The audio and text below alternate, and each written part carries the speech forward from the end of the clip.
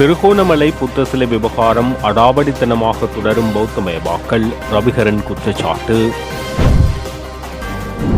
புத்தர் சிலை விவகாரத்தில் தமிழ் சிங்கள முஸ்லிம் மக்கள் அனைவரும் இணைந்து இனவாதத்தை எதிர்க்க வேண்டும் கஜேந்திரகுமார். அதிகூடிய மழை வீழ்ச்சி பதிவு யாழ் மக்களுக்கு வெளியான முக்கிய அறிவிப்பு. அமெரிக்காவுடன் இன்னும் இறுதி உடன்பாடு எட்டப்படவில்லை இலங்கை அரசாங்கம்.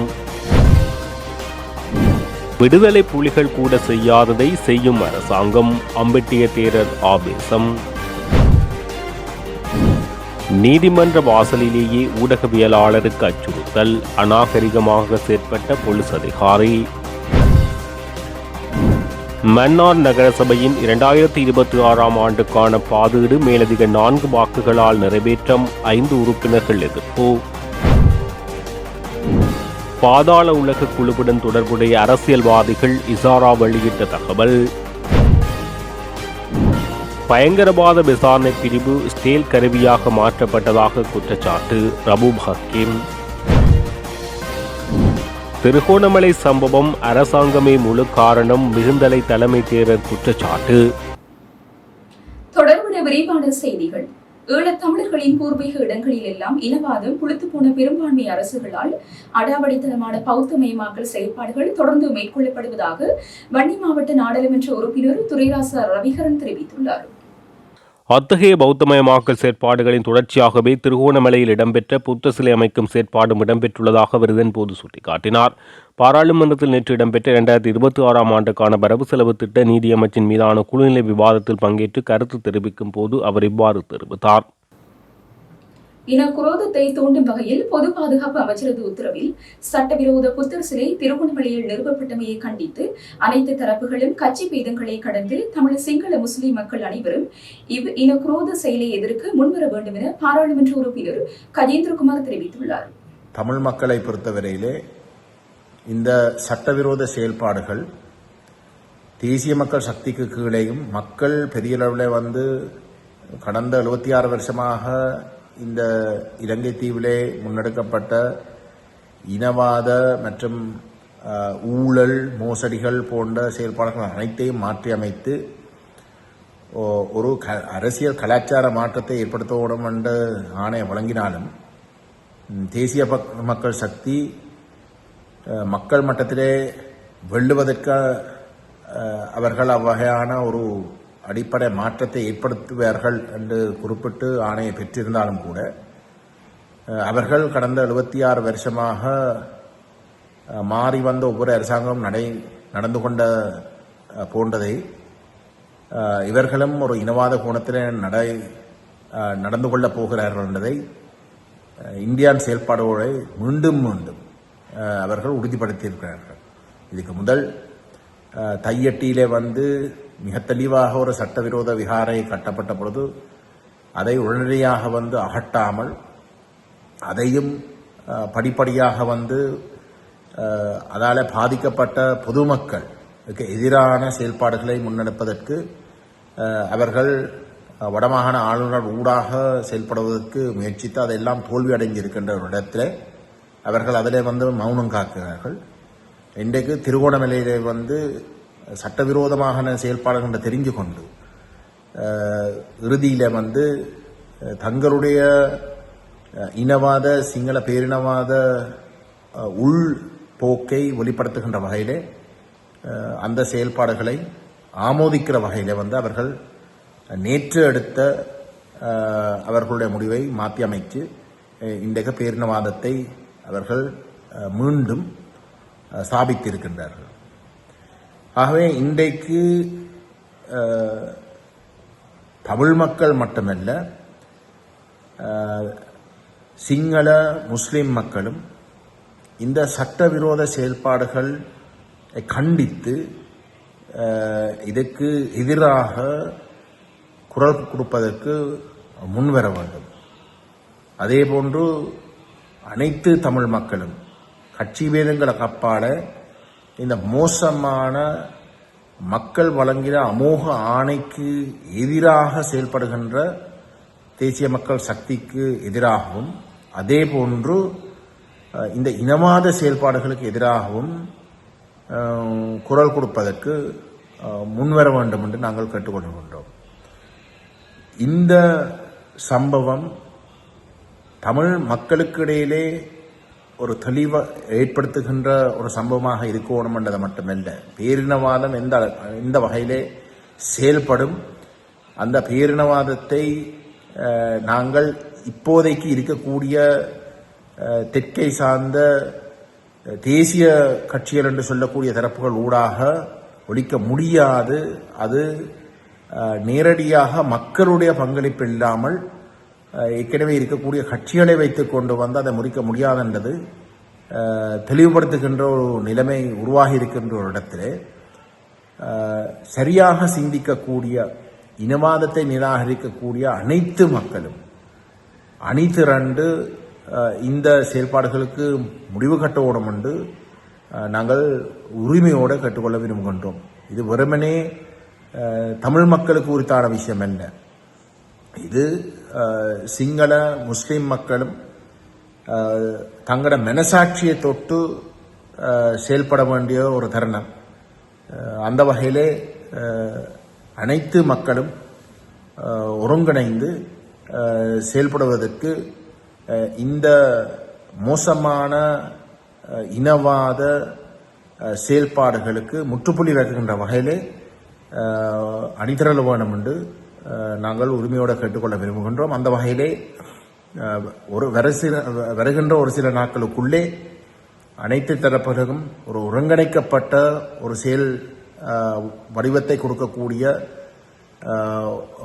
ஒரு வேலை திட்டத்துக்கு நாங்கள் இணங்க வேண்டும் என்றும் நான் கேட்டுக்கொள்ள விரும்புகின்றேன். இலங்கையில் கடந்த 24 மணித்தியாலத்திற்குள் கிடைக்கப்பெற்ற அதிகூடிய மழை வீழ்ச்சியாக யாழ்ப்பாணம் பண்ணை பகுதியில் 101.7 மில்லிமீட்டர் மழை வீழ்ச்சி பதிவாகியுள்ளதாக யாழ் மாவட்ட அனர்த்த முகாமைத்துவ உதவி பணிப்பாளர் TN சூரியராஜா தெரிவித்தார். கடந்த 24 மணித்தியாலத்துக்குள் யாழ் மாவட்டத்தில் கிடைக்கப்பெற்ற அதிகூடிய மழைவீழ்ச்சி காரணமாக 4 குடும்பங்களைச் சேர்ந்த 14 பேர் பாதிப்புக்குள்ளாகியுள்ள நிலையில் 4 வீடுகள் பகுதியளவில் சேதமடைந்துள்ளன. மேலும் இன்று செவ்வாய்க்கிழமை வரை மழை நீடித்து குறைவதற்கான சாத்தியங்கள் உள்ள நிலையில் எதிர்வரும் 22ஆம் தேதி மீண்டும் வடக்கு கிழக்கு மாகாணங்களில் மழை பெய்வதற்கான எதிர்வுகூறல்கள் இடப்பட்டுள்ளது. வடக்கு கிழக்கு மாகாணங்களில் எதிர்வரும் 22ஆம் தேதி முதல் ஆரம்பிக்கும் மழையானது எதிர்வரும் 27ஆம் தேதி வரை நீடிப்பதற்கான வாய்ப்புகள் அதிகம் உள்ளது.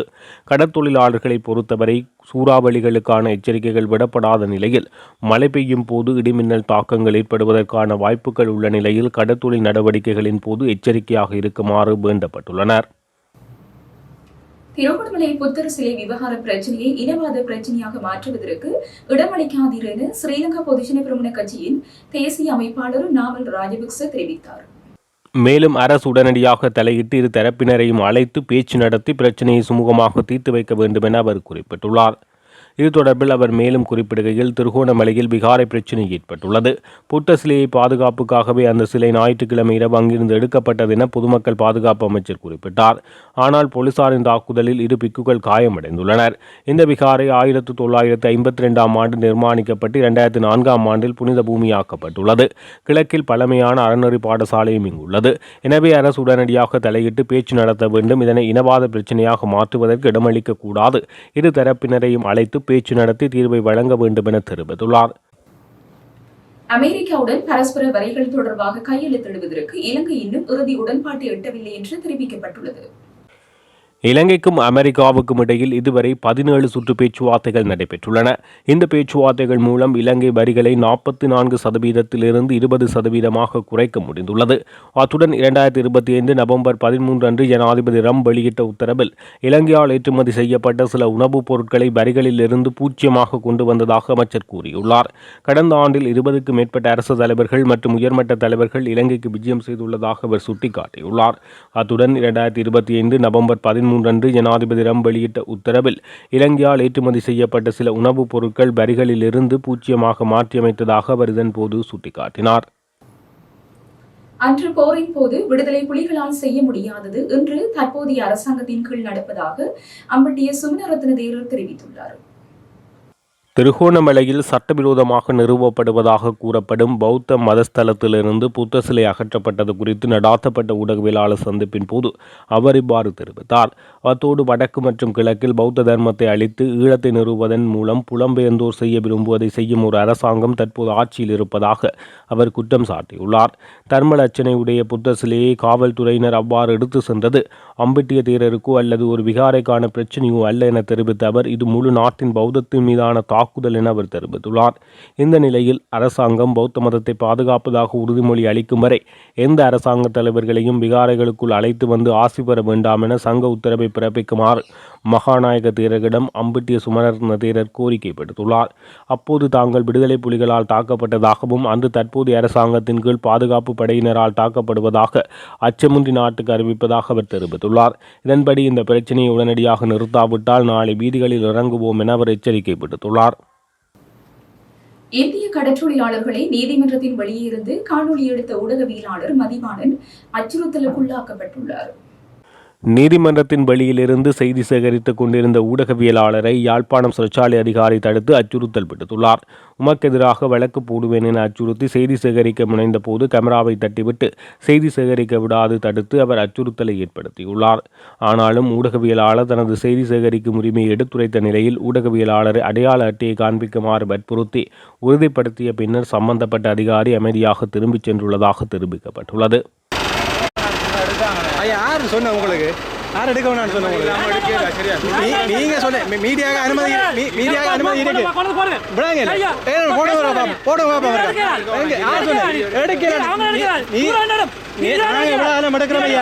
எடுக்கலாம், நான் எடுக்கலாம், எடுப்பேன். போய் போடுங்க, எங்க போடுங்க. அல்ல சேட்டா வர்றீங்க. நான் இந்த நீதிமன்றத்தில் நான் இவ்வளோ நானும் வந்து எடுக்கிறேன் தான்.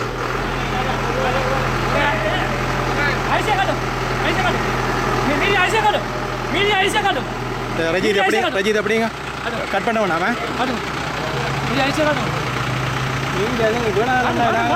எங்களுக்கு பழக்கிறீங்க இந்தோனேஷியன் ஐசி ஓகே எங்களுக்கு பாடம் படிக்கிறேன். நான் உங்களுக்கு நான் காட்டுறேன். நான் மன்னார் நகரசபையின் 2026ஆம் ஆண்டுக்கான பாதேடு மேலதிக 4 வாக்குகளினால் நிறைவேற்றப்பட்டுள்ளது. ஆதரவாக 9 வாக்குகளும் எதிராக 5 வாக்குகளும் பதிவு செய்யப்பட்டுள்ளதோடு 2 உறுப்பினர்கள் சபையமர்வில் கலந்து கொள்ளவில்லை. மன்னார் நகரசபையின் 2026ஆம் ஆண்டுக்கான வரவு செலவு திட்டம் சபை முதல்வர் டேனியல் வசந்தன் தலைமையில் நேற்றைய தினம் திங்கட்கிழமை சபையில் சமர்ப்பிக்கப்பட்டது. இதனைத் தொடர்ந்து பாதீடு வாசிக்கப்பட்ட நிலையில் சில உறுப்பினர்களால் பாதீட்டுக்கு எதிராக எதிர்ப்பு தெரிவிக்கப்பட்ட நிலையில் பகிரங்க வாக்கெடுப்புக்கு விடப்பட்ட நிலையில் மேலதிகமாக 4 வாக்குகளினால் 2026ஆம் ஆண்டுக்கான பாதீடு நிறைவேற்றப்பட்டது. வாக்களிப்பு நிறைவில் எதிராக வாக்களித்தவர்கள் மான் சின்னத்திலான தமிழ் மக்கள் கூட்டணியின் 2 உறுப்பினர்கள் வெளிநடப்பு செய்துள்ளனர். பாதீட்டை சபையில் சமர்ப்பித்த நிலையில் மன்னார் நகர முதல்வர் டேனியல் வசந்தன் கருத்து தெரிவித்தார். நேபாளத்தில் கைது செய்யப்பட்ட கனிமுல சஞ்சீவ கொலையின் முக்கிய சந்தேக நபரான இசாரா சபந்தி உட்பட 5 பேரிடம் நடத்தப்பட்ட விசாரணையில் பல்வேறு தகவல்கள் வெளியாகியுள்ளன. குறித்த விசாரணையில் பாதாள உலக குழுக்களுடன் தொடர்புடைய அரசியல்வாதிகள் பற்றிய தகவல்கள் தெரிய வந்துள்ளதாகவும் இது தொடர்பாக விசாரணைகள் நடைபெற்று வருவதாக பொதுமக்கள் பாதுகாப்பு அமைச்சர் ஆனந்த விஜயபால பாராளுமன்றத்தில் தெரிவித்தார். இதேபோல் மேலும் 80 ஒழுங்கமைக்கப்பட்ட சந்தேக நபர்களுக்கு சிவப்பு பிடியாணை பிறப்பிக்கப்பட்டுள்ள நிலையில் அவர்களை கைது செய்ய அனைவரும் பணியாற்றி வருவதாக அமைச்சர் தெரிவித்துள்ளார். இந்தோனேசியாவில் சமீபத்தில் கைது செய்யப்பட்டதாக கூறப்படும் ஒழுங்கமைக்கப்பட்ட சந்தேக நபர்கள் குழுவின் விசாரணையின் போது ஆகஸ்ட் 30ஆம் தேதிக்கு பிறகு 7 T-56 ரக துப்பாக்கிகள், 1 T-81 ரக துப்பாக்கி, 6 கைத்துப்பாக்கிகள், 9 ரிவால்வர்கள், 2 ஆயுதங்கள் மற்றும் 909 தோட்டாக்கள் மீட்கப்பட்டதாக அவர் குறிப்பிட்டுள்ளார். பயங்கரவாத விசாரணை பிரிவு இஸ்ரேலுக்கான கருவியாக பயன்படுத்தப்பட்டு வருகிறது. இஸ்ரேலின் பயங்கரவாத நடவடிக்கைகளை கண்டிக்க முடியாத அளவுக்கு வெளிவிவகார அமைச்சு கோழைத்தனமாக மாறியுள்ளது என ஸ்ரீலங்கா முஸ்லிம் காங்கிரஸ் தலைவர் ரவூப் ஹக்கீம் தெரிவித்தார். திருகோணமலையில் இடம்பெற்ற சம்பவத்தை நாங்கள் அனுமதிப்பதில்லை என்றாலும் இது தொடர்பில் நாங்கள் கேள்வி எழுப்பினால் அங்கு பௌத்தர்கள் இருக்கிறார்கள், அதனால் பௌத்த விகாரை அமைப்பதில் என்ன தவறு என கேட்பீர்கள். ஆனால் ஜூதர்கள் இல்லாத நிலையில் ஏன் ஜூத வழிபாட்டு நிலையம் அமைக்கப்படுகிறது என கேட்கிறோம். கொழும்பில் ஜூதர்களின் சபாத் இல்லம் அமைக்கப்படும் போது அது தொடர்பில் இந்த சபையில் கேட்டபோது அது அதிகாரம் அளிக்கப்படாத ஒன்று என பிரதமர் சபையில் தெரிவித்தார். இதனை அடிப்படையாக கொண்டு கொழும்பு மாநகர சபை உறுப்பினர் ஒருவர் இது தொடர்பில் மாநகர சபையில் விவாதத்துக்கு எடுத்துக்கொள்ள மாநகர மேஜரிடம் கோரிக்கை விடுக்கப்பட்ட போது அது தொடர்பில் குறித்த உறுப்பினரை குற்றப்புலனாய்வு பிரிவுக்கு அழைத்து விசாரணை மேற்கொள்ளப்பட்டுள்ளது. சபாத் இல்லம் மூடப்பட வேண்டுமென பொத்துவில் பிரதேச சபையில் பிரேரணை கொண்டு வந்து நிறைவேற்றப்பட வேண்டுமென முகப்புத்தகத்தில் பதிவிட்ட இளைஞர் ஒருவர் பொத்துவில் போலீசாரால் அழைக்கப்பட்டு விசாரிக்கப்பட்டுள்ளார். குற்றப்புலனாய்வு பிரிவு ஏன் இவ்வாறு துஷ்பிரயோகம் செய்ய வேண்டும் என கேட்கிறோம். மேலும் இஸ்ரேல் அண்மையில் கட்டார் மீது பயங்கரவாத தாக்குதல் ஒன்றை நடாத்தியிருந்தது. இது தொடர்பில் வெளிவிவகார அமைச்சு அறிக்கை ஒன்றை வெளியிட்டது. அதில் கட்டார் மீது மேற்கொள்ளப்பட்ட தாக்குதல் தொடர்பில் நாங்கள் அவதானம் செலுத்தி இருக்கிறோம் என்று தெரிவித்திருக்கிறது. கட்டார் மீது விமான தாக்குதல் நடத்திய இஸ்ரேலின் பெயரை குறிப்பிட்டு அதனை கண்டித்து அறிக்கை வெளியிட முடியாத அளவுக்கு வெளிவிவகார அமைச்சு கோழைத்தனமாக மாறியுள்ளது. இவ்வாறான அறிக்கை ஒன்றை வெளியிடுவதை விட வெளியிடாமல் இருந்திருக்கலாம். பயங்கரவாத தாக்குதலை நடத்திய இஸ்ரேலின் பெயரை குறிப்பிட உங்களுக்கு தைரியமில்லை என அவர் தெரிவித்துள்ளார். திருகோணமலையில் புத்தர் சிலை குறித்து ஏற்பட்ட சர்ச்சைகளுக்கு அரசாங்கமே நேரடி பொறுப்பு கூற வேண்டும் என மிகிந்தலை ரஜமகா விகாரையின் தலைமை விகாராதிபதி வணக்கத்திற்குரிய வளவாக எங்குணவே தம்மரத்ன தேரர் தெரிவித்துள்ளார். அத்துடன் திருகோணமலையில் உள்ள போதிராஜ சம்புத்த ஜெயந்தி விகாரையில் நடந்த சம்பவம் தொடர்பாக அவர் அரசாங்கத்தை கடுமையாக விமர்சித்துள்ளார். இந்த அரசாங்கம் தேர்ந்தெடுக்கப்படுவதற்கு முன்பு புத்த சாசனத்துக்கு ஏற்படும் சேதம் குறித்து நாங்கள் எச்சரித்தோம். அரசாங்கத்துக்கு வாக்களித்தவர்கள் இப்போது நாம் எதிர்கொள்ளும் சூழ்நிலை மற்றும் எதிர்காலத்தில் ஏற்படக்கூடிய சம்பவங்களை பற்றி வருத்தப்பட வேண்டும் என தம்மரத்ன தேரர் தெரிவித்துள்ளார். இதேவேளை திருகோணமலை போதிராஜ சம்புத்த ஜெயந்தி விகாரையில் இடம்பெற்ற சம்பவம் தொடர்பில் அமரபுரம் மகாநாயக்க தேரர் அதி வணக்கத்துக்குரிய கரகுட உதயங்குட மைத்திரிமூர்த்தி தேரர் ஜனாதிபதி அனுகுமார் திசாநாயக்கவுக்கு கடிதம் மூலம் தமது விசனத்தை வெளிப்படுத்தியுள்ளமையும் குறிப்பிடத்தக்கது. மேலும் இந்த சம்பவத்தால் தேரர்கள் பல்வேறு வகையான துன்புறுத்தல்களுக்கு ஆளாகி இருப்பது வருந்தத்தக்கது என அவர்கள் தெரிவித்துள்ளமையும் இங்கு அவதானிக்கக்கூடியதாக உள்ளது. இத்துடன் ஜெஃப்னக்லரியின் மதிய நேர பிரதான செய்திகள் நிறைவடைகின்றன. மேலதிக செய்திகளை அறிந்து கொள்ள www.jeffnaglary.lk என்ற இணையதளத்தினூடாக இணைந்து கொள்ளுங்கள்.